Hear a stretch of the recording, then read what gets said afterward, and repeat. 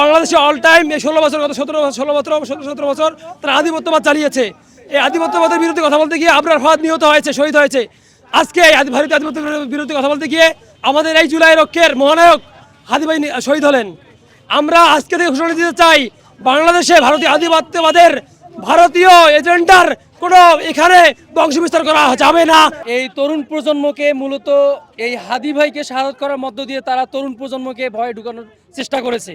কিন্তু তরুণ ছাত্র সমাজ এক হাদি শাহাদত হয়, তারা থেমে থাকবে না, হাজারো হাদি তৈরি হবে। সেই সাথে আমরা বলতে চাই, যারা এই ভারতীয় আধিপত্যবাদের যারা বিস্তার করার চিন্তা করতেছেন, আমরা দমন করব। এই ভারতীয় কোনো লেস লুন্ডাই বাংলাদেশে আমরা আর বিস্তার হতে দেব না। সব মশার বিরুদ্ধে সুরক্ষা দিতে এলো বসুন্ধরা এক্সট্রিম অ্যারোসল, মশার বিরুদ্ধে এক্সট্রিম সুরক্ষা। আমাদের হাদি ভাইয়ের মতো মানুষকে জীবন দিতে হবে, জুলাই বিপ্লবীদেরকে জীবন দিতে হবে। এটা স্বাধীন বাংলায় কখনো মানায় না।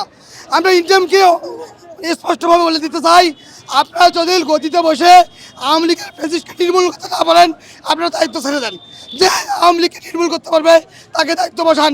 বাংলাদেশে আবার জুলাই নেমে এসেছে। জুলাই বিপ্লবের অন্যতম যোদ্ধা শরীফ ওসমান হাদি ভাইকে দিনে দুপুরে ফ্যাসিস্ট আওয়ামী লীগের সন্ত্রাসীরা হত্যা করেছে। আমরা সারা বাংলাদেশের মানুষ বিক্ষুব্ধ হয়েছে। আমরা একটা লীগের সন্ত্রাসী বাংলাদেশে জীবিত থাকতে পারবে না, একটা লীগের সন্ত্রাসী বাংলাদেশের কোথাও অবস্থান করতে পারবে না। এই দৃঢ় প্রত্যয় নিয়ে জুলাইয়ের বিপ্লবীরা আবার নতুন করে জুলাই ধারণ করে বাংলার মাটিতে জেগে উঠবে ইনশাআল্লাহ। আমরা মনে করি হাদি যে চলে গেছে, হাদি আমাদের সবার অন্তরে গাথা আছে। হাদি আমাদের বাংলার বুকে আছে। হাদি কোনো অন্যায় করতে পারে না। হাদিকে কেন গুলি করা হলো আর কে এটা করলো, তাদেরকে আমরা জনসম্মুখে ফাঁসি আবদার করতেছি।